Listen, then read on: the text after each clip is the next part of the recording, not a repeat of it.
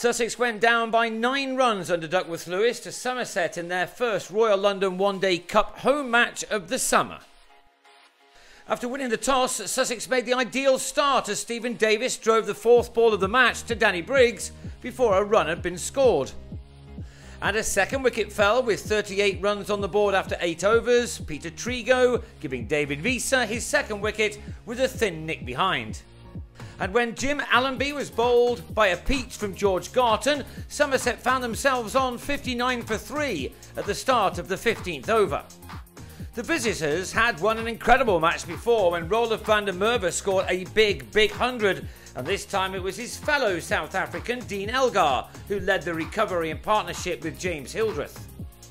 It was Elgar who struck the first 6 of the contest off Will Beer, the 4th wicket partnership adding 61 runs in a dozen overs. Briggs brought about its conclusion, trapping Hildreth in front for 24. Elgar moved to his 50 off 59 balls, but there was still something of a rebuilding job to be done by both him and Adam Hose. These boundaries just kept Somerset's heads above water at this stage, this pair taking the total to 165 for 4 with 15 overs of the innings remaining. Elgar then picked up the pace, a Briggs full bunger being belted into the distance. Hose played a very good hand too. He would have enjoyed his battle with Briggs, both players hailing from Newport on the Isle of Wight. The batsman was the winner on this occasion. Elgar's third maximum had him into the 90s, Briggs again the bowler to be targeted by the left-hander.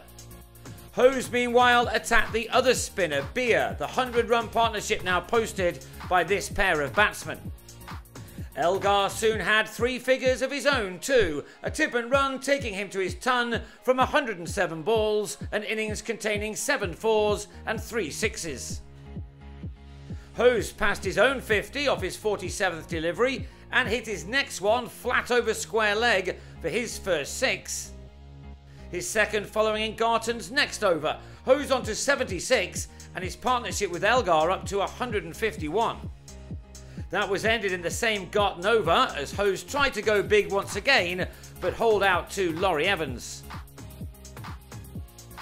Somerset were still able to plunder 96 runs off the last 9 overs, Rain reducing their innings to 49, Elgar ending on a List A best of 131 made from 127 balls, while van der Merwe maintained his monumental form with a couple of audacious shots for 6s in the last over. The visitors no doubt very happy with their total of 303 for 5, especially after their slightly troublesome start. Rain then meant that Sussex's target was initially reduced to 198 off 25 overs, but to the first ball of their reply, Chris Nash turned Craig Overton to Josh Davey. But the Sharks were soon on the hunt for blood as 15 runs came off over number 2, including this 6 for Harry Finch.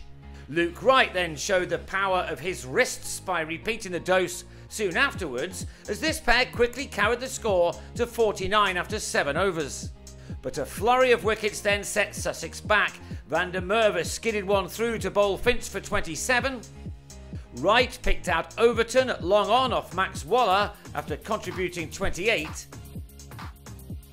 And Ben Brown missed a reverse to be trapped in front for a couple. That left the home team on 71 for 4, but there was still hope when Van Zyl and Evans put bat to ball to good effect before more rain had the players back off just when both batsmen had their eyes in.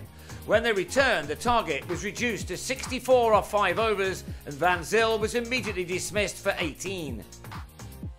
That didn't seem to concern Evans any, as he just smashed the next 2 deliveries over the rope to bring the target down to 48 runs off 4 overs. It was definitely game on.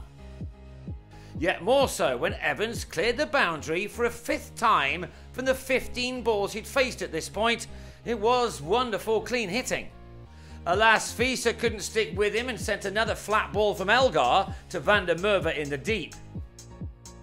And then the crucial moment, as with 33 needed off 15 balls, Evans chipped a wide full toss from Lewis Gregory to Overton. His 40 runs had occupied just 20 deliveries. The game was done and dusted in the next and penultimate over. Beer picked out Waller in the deep off Overton. And next ball, Jofra Archer found Davey inside the ring, leaving Sussex 25 runs to get off the final over. It was just too much for last pair Garton and Briggs, although both did find the fence to take 15 runs off the over, but that was simply not enough. Wickets falling at just the wrong time throughout the innings, which always made the task just a bit too tough. So ending on 155 for 9 from 20 overs, it meant a 9-run loss to go with the no result at Lord's last week. Next up, Glamorgan come to Hove on Tuesday.